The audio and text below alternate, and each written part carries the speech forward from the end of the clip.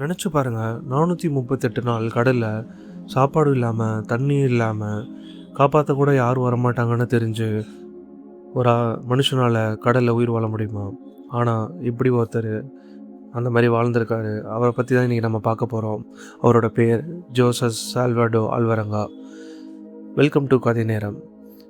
இந்த ஜோசப் சால்வடோ ஆல்வரங்கான்றவர் மீன் பிடிக்கிறவர். இவர் அசிஸ்டண்ட்டை கூட்டிகிட்டு கடலுக்கு மீன் பிடிக்க போகிறாரு. அப்படி போயிட்டுருக்கும்போது பயங்கரமாக புயல் வீசுது. அங்கே மாட்டி பெருங்கடலுக்கு தள்ளப்படுறாங்க. சுற்றி பார்க்குறாங்க. கண்ணுக்கெட்டின தூரம் தண்ணி மட்டும் தான் இருக்குது. இப்படி 2 பேர் அங்கே இருக்கும்போது சாப்பிட சாப்பாடு இல்லாமல், குடிக்க தண்ணி இல்லாமல் ரொம்பவே கஷ்டப்படுறாங்க.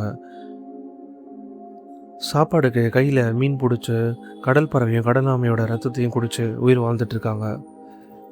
இப்படி நாட்கள்லாம் மாதங்களாகுது. கூட இருக்கவருக்கு வயிறு சரியில்லாமல் இறந்து போகிறாரு. அந்த சடலத்தை தூக்கி போட மனசு இல்லாமல் அவர் அது கூட டெய்லி பேசிக்கிட்டு வராரு. இப்படி போயிட்டு இருக்கும்போது ஒரு நாள் அவர் அந்த சடலத்தை தூக்கி போட்டுடலாம், எப்படியும் நம்ம அது கூட பேசிகிட்டு இருந்தால் நம்ம பைத்தியம் ஆகிடும் அப்படின்னு சொல்லிட்டு மனசு இல்லாமல் அந்த சடலத்தை கடலுக்கு தள்ளி விட்டுட்டு அவர் தனியாக பயணிக்க ஆரம்பிக்கிறாரு. இப்படி தனியாக பயணிச்சுட்டு இருக்கும்போது வருஷங்களும் ஆகுது. அவர் ஒரு கரைக்கு வந்து அடையிறாரு உயிரோட. அவங்க 2 பேர் பார்த்துட்டு இவர் உயிரோடு இருக்கிறத பார்த்துட்டு ஹாஸ்பிட்டலில் சேர்க்குறாங்க. அவர் உயிரோட திரும்பி வராரு. இந்த கதையை கேட்டு மக்கள் எல்லாமே 438 நாள் ஒருத்தர் எப்படி கடலில் சாப்பாடு தண்ணி இல்லாமல் வாழ்ந்திருக்க முடியும் அப்படின்னு நம்பாமல் இருக்காங்க. கடல் ஆராய்ச்சியாளர்களும் மருத்துவர்களும் இவர் ஆராய்ச்சி பார்த்து இவர் அந்த மாதிரி வாழ்ந்து வந்தவர்ன்றதை ப்ரூவ் பண்ணுறாங்க.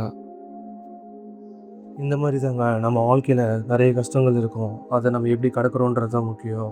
அதை தள்ளி போட்டு போகாமல் அந்த கஷ்டத்துலேருந்து நம்ம கடந்து வந்தால் அந்த கஷ்டத்தை நம்ம நாளைக்கு திரும்பி பார்க்கும்போது அந்த கஷ்டத்துக்கிட்ட நம்மளே சொல்லலாம், இந்த கஷ்டத்தை கடந்தனால தான் நான் இன்றைக்கி இங்கே நிற்கிறேன் அப்படின்னு.